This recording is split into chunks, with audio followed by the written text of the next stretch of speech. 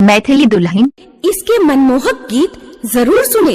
यदि अच्छा लगा तो चैनल सब्सक्राइब जरूर करें। Presented by Tone Music। के पास करा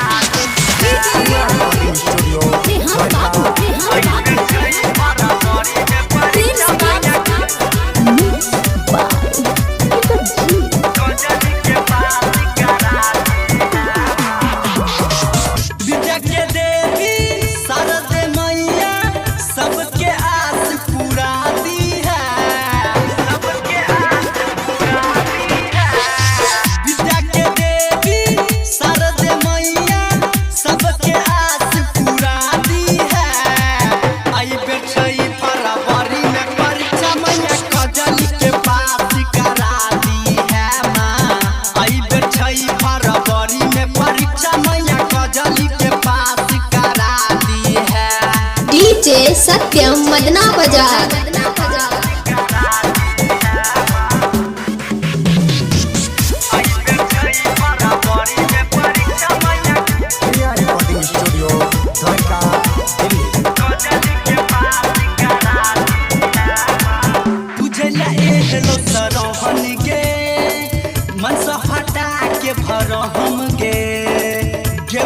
सारा दे जीवन तू तैर दे खोल देना यह अपन नयन गे खोल देना यह अपन नयन गे पूजल ये लो सरहन गे मन से हटा के भरहम गे मैया सारा दे जीवन तू तैर दे खोल देना यह अपन नयन गे हंस सवारनी बिना धरनी सबके इच्छा पूरा दी है। आई बेचई फरवरी में परीक्षा मैया कजली के पास करा दी है माँ।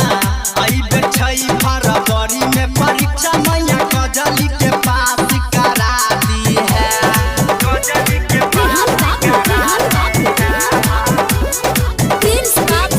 आई बेचई फरवरी में परीक्षा मैया कजली के पास करा दी है। मांगे छो सब आशीष गे दीना नया सीख गे तोरे कृपा सो मनीष जकौलिया लिखल कहो महागीत गे लिखल कहो महागीत गे मांगे छो सब आशीष गे दीना नया सीख गे तोरे कृपा सो मनीष जकौलिया लिखल कहो महागीत गे गायक यादव तारा गबै छ तोरे आशीर्वाद से माँ। आई बेचई फरवरी में परीक्षा मैया कजली के पास करा दी है माँ। आई बेचई फरवरी में परीक्षा मैया कजली के पास करा दी है। Recording studio Dwarka Delhi.